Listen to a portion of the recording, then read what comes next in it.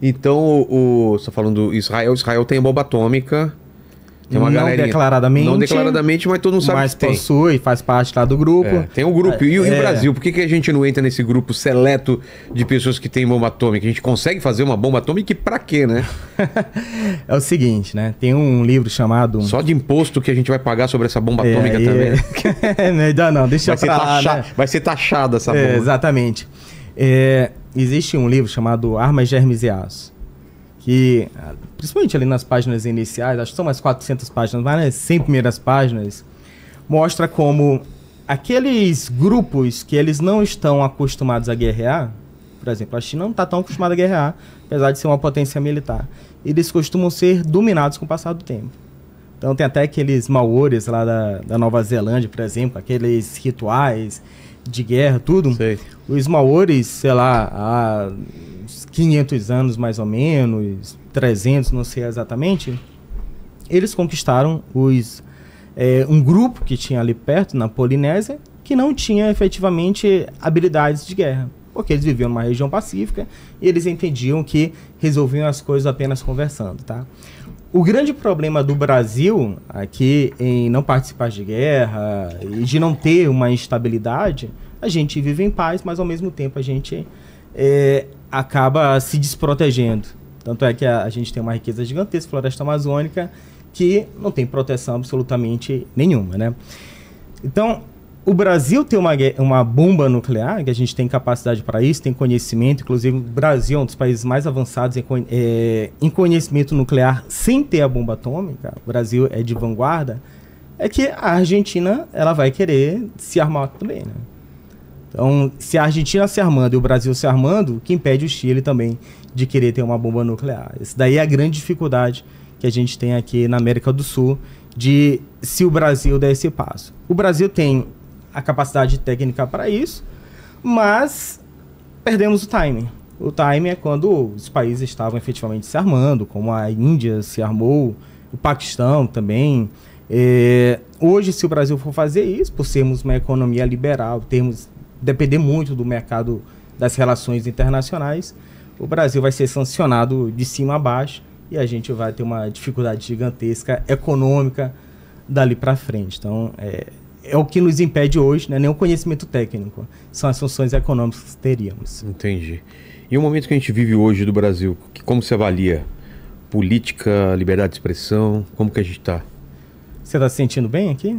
Tô tranquilo por enquanto, tô. Mas tem uma discussão grande. Que vem aqui também? A gente fica com medo do que o pessoal vai falar, né? Mas a gente traz pessoal de todos os espectros políticos aí. Assim... Tá tendo tem uma votação aí, tem essa discussão aí, né? Sim. Você já sofreu restrição aqui de alguma forma? Já, ô Kratos? Só alimentícia, né? Mas no YouTube às vezes dá uma amarelada lá, né? Ah, não, mas não é isso que ele tá falando. É isso assim, não é? Não, isso daí que eu acho que tem. Essa amarelada é a parte comercial, é uma restrição que alguns assuntos... Você acha que não tem ligação? Não, isso daí não. Isso é em relação à política dos anunciantes, por exemplo. O anunciante não quer estar vinculado a um assunto de sexo. Aí vem uma sexóloga e isso aí não vai ser monetizado. Sim, ou vai ser restringido. Entendi. Ou vai ser um cara que tem uma opinião política muito forte. Talvez alguns anunciantes não queiram. Sim. Ele está falando disso. Isso é a política do YouTube. Você está falando do quê, por exemplo? Não, tô perguntando primeiro. Ah, tá. E aí, qual que é a tua visão? Não, pra mim é um pouco assustador, né? Porque tenho falado muito de política lá nas minhas redes sociais. Vou dar um exemplo, o meu totalmente, né? E assim, o governo, ele não censura diretamente. Hoje a gente tem mecanismos para chegar nessa censura. Um que eu enxergo muito claro são as agências de checagem de notícias. Então o governo, ele quer que aquilo dali não circule mais aquela informação e ele não faz isso diretamente. Ele faz por meio da agência de checagem, que vai dizer que aquela informação é falsa ou ela é incompleta, enfim, alguma coisa, e a sua publicação numa rede social, a partir dali, ela vai ser ou desmonetizada, ou ela vai perder alcance ou vai ser derrubada. Olha o negócio ridículo que aconteceu comigo durante aquele 8 de janeiro, logo que o Lula tomou posse. Eu fiz a cobertura daquele evento, simplesmente publicando o que estava acontecendo. Então, os vídeos do que estava rolando lá, o pessoal invadindo o Supremo, na Praça dos Três Poderes, o pessoal fazendo a quebradeira, eu tava simplesmente publicando. A única legenda que eu colocava era Brasília, dia 8 de janeiro, foi em 2023 aquilo, né? De 2023. Então, 2023, 2022, nem lembro mais. Então, exatamente, 2023. Então, a única coisa que eu fazia era isso. Imediatamente, 30 minutos depois que seja, as publicações elas eram derrubadas. E o meu perfil entrou no Shadowban, porque alguns, inclusive, foram considerados desinformação. Um deles foi o cara, acho que vocês vão lembrar, um cara lá na Praça dos Três Poderes, segurando uma porta do Supremo, que estava escrito Alexandre de Moraes na porta. Eu publiquei esse vídeo do cara segurando a porta, também só com essa legenda. Brasília, 8 de janeiro de 2023. E aqui dali foi considerado pela Reuters como desinformação. A agência de checagem da Reuters considerou desinformação. E aí, em que circunstância seria mentira o que eu publiquei? Porque eu só publiquei o vídeo com a legenda, né? Do dia e do local. Só isso. Tu consegue imaginar alguma possibilidade que seria desinformação ou mentira isso? Então, qual foi a justificativa ou não teve justificativa? É que é o seguinte, a porta estava escrita Alexandre de Moraes. Aí eu cliquei lá na reportagem da Reuters, passei 90 dias com restrição no Instagram por causa disso. Cliquei na reportagem da Reuters e tava lá. Essa porta não era do gabinete do Alexandre de Moraes, não estava na frente. Ela era de onde ficavam as togas dele. Então eu passei com 90 dias com aquela taxa de desinformação, inclusive, por causa disso. Entendi. Só que eu não afirmei que seria da porta dele. Então, essa tentativa de calar vai sendo feita pelas assim, brechas, né? Porque aí você vai falar de política, você vai falar de Brasil, perdendo visibilidade, né? Correndo o risco de, sei lá, responder uma coisa na justiça. E o interessante é que eu acho, no meu entender, não existe nenhuma possibilidade daquela publicação ser considerada mentira, desinformação. Porque mesmo que fosse uma porta criada, por exemplo, mesmo que o cara tivesse feito a porta dele em casa e tivesse levado para lá, aqui dali poderia ser um protesto, poderia ser uma alegoria, alguma coisa. Então, é um negócio que me assusta um pouco nesse sentido. Outra situação, né, outro episódio que eu considero aí que é bárbaro também no Brasil, aquele grupo de empresários, 7 empresários que estavam num grupo de WhatsApp privado, começaram a falar mal do governo e eles começaram a ser perseguidos também pelo governo simplesmente por publicarem algo crítico ao governo dentro de um grupo privado de WhatsApp. Eles não estavam ligados à tentativa de golpe? Não. Não? Não tinha mensagens, nada sobre isso? Não que eu saiba, né? Então. Eles estavam sendo críticos. Mas será que não tinha? Dentro de um grupo ali, enfim, pode ser que seja. Tá. Né? Mas assim, estavam lá, ninguém ali foi participar, ou sei lá, até onde eu saiba, né? Não financiou, até onde eu saiba, nada. E teve gente lá dentro que só por participar do grupo de WhatsApp foi perseguido também. E o outro lá, se não estou enganado também, porque ele deu o joinha, ele botou lá o emoji concordando com alguma coisa que foi publicada. Então, teve o episódio também lá do Bolsonaro, do pessoal que fez a vaquinha para ele, outros de negócio de hashtag. Então, é um negócio que me assusta, né? Onde é que isso vai parar? Que tipo de coisa que a gente pode conversar? Então, isso daí me assusta. Não só a mim, tá? Assusta também o público que me acompanha, porque é o seguinte, pelo menos que me acompanha é crítico ao governo. Eles querem criticar. Dos que eu tenho conhecimentos, que eu acompanho e tal, ninguém está criando planos para ir derrubar o Lula, para ir lá no STF quebrar qualquer coisa, mas as pessoas estão se sentindo cerceadas, inclusive nesse sentido, de não poderem sequer, numa rede social, falar o que pensam sobre o governo. E você acha que isso pode escalar com o tempo de liberdade de expressão mesmo? De pessoas serem presas por expressar já estão, né? Alguma coisa contra o governo? Uma opinião simples? Já estão. Que foi o que aconteceu nesse 8 de janeiro. Que tem uma mãe de 2 crianças que está sendo presa porque ela botou lá, perdeu o mané naquela estátua da justiça, que está a justiça vedada. E gente que está presa até por menos que isso, que simplesmente estavam lá no 8 de janeiro, no meio ali da balbúrdia, daquela confusão, e não existe a individualização da pena, né? Não existe a individualização do processo. Então qualquer pessoa que estivesse ali poderia, você, qualquer um que estivesse lá próximo, estaria preso, participando dos acampamentos ou não. Eu lembro que no dia que isso aconteceu, eu estava lá em São Luís, tinha passado lá o final de semana com minha família, e o meu cunhado, que é médico, ele tinha falado assim, esse pessoal é maluco de estar lá, vai ser todo mundo preso. E eu, na minha inocência, não consegui enxergar a possibilidade de alguém ser preso por participar de manifestação. Porque a gente já viu inúmeras vezes grupos de esquerda lá em Brasília, quebra-quebra e tal, não acontece absolutamente nada. E na minha inocência também, talvez, eu sequer imaginei, cogitei que aquilo dali fosse uma tentativa de golpe, né? Porque pelo que eu entendo de golpe, é o pessoal querendo derrubar o governo, é ter autoridades envolvidas.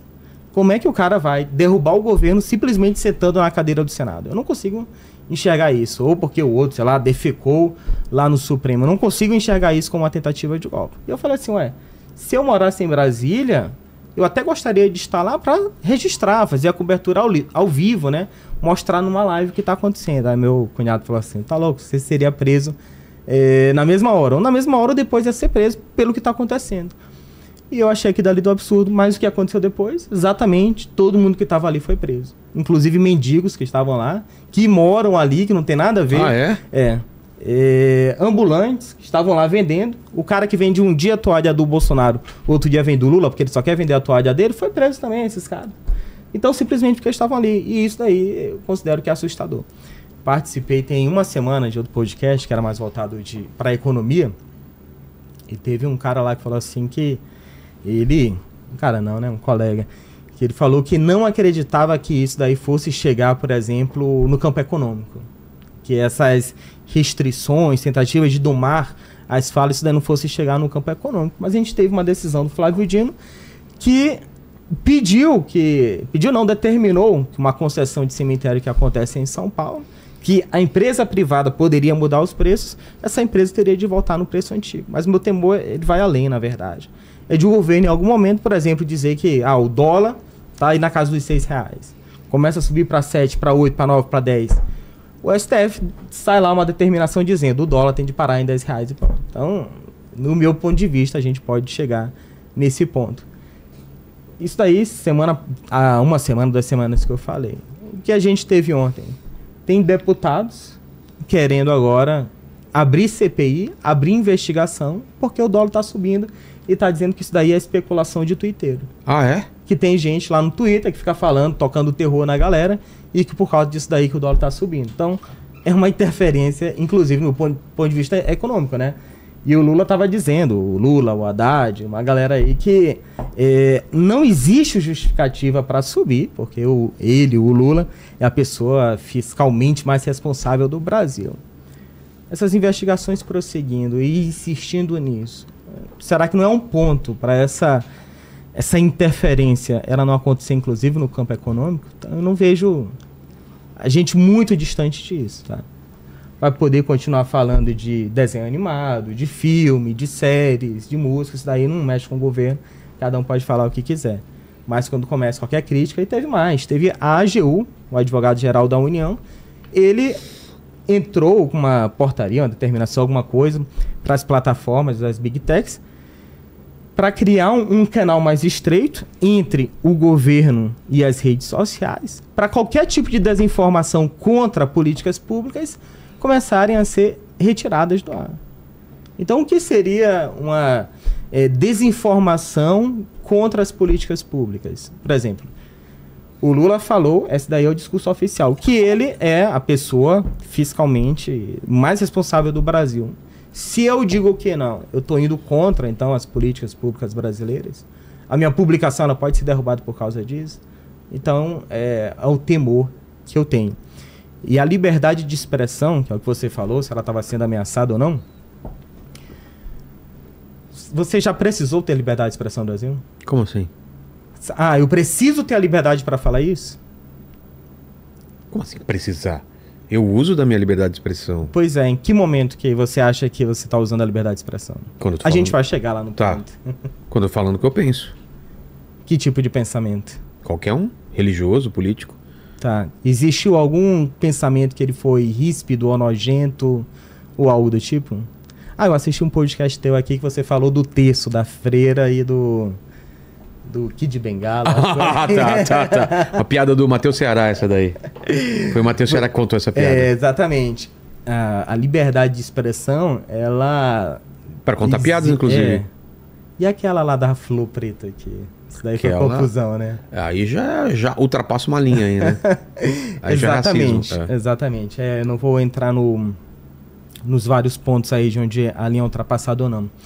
Mas a liberdade de expressão, ela precisa existir para quando, em determinados pontos, não estou dizendo da flor preta, tá? Tem o código penal, tem o crime e tem a liberdade de expressão. Você tem liberdade de falar do que quiser e você pode ser punido pelo que você falar. Se contar uma mentira, se acusar alguém de alguma coisa. É que os pais da liberdade de expressão, eles defendem que essa liberdade ela seja usada, inclusive, para... que hoje é considerado... Deixa eu ver como é que eu posso falar sobre isso. Existem hoje 3 crimes de honra no Brasil, tá? Um deles é aquele que imputa um crime a alguém. Então, se eu estou te imputando um crime, isso daí deveria ser criminalizado, deveria ser punido. Mas todos os outros crimes de honra, em que eu não estou imputando crime a alguém, esses daí eles não deveriam ser cerceados, eles não deveriam ser censurados. Então, a liberdade de expressão, ela existe para você falar aquilo que as pessoas acham horrível, aquilo que elas acham feio. Porque se você está falando coisas que as pessoas concordam, não precisa de liberdade de expressão. Né? Esse daí é o principal ponto. Então, a liberdade de expressão é para aquela pessoa que expressa a opinião que eu tenho mais nojo, aquela que eu acho mais horrível, tá? Desde que isso daí não seja uma ameaça imediata para qualquer pessoa e não seja também uma violência. Então, se eu digo aqui, batam no Vilela, por exemplo, isso daí não é liberdade de expressão. Tá? Estou falando isso porque o ministro Toffoli do Supremo, ele falou que a liberdade de expressão sem limites estava dando guarida ao policial aqui em São Paulo que jogou o cara lá da ponte, por exemplo. Então ele fez uma ligação... Um salto absurdo aí. Então um malabarismo gigantesco. Enquanto a liberdade de expressão não é isso, né? É de as pessoas terem o direito. Por quê?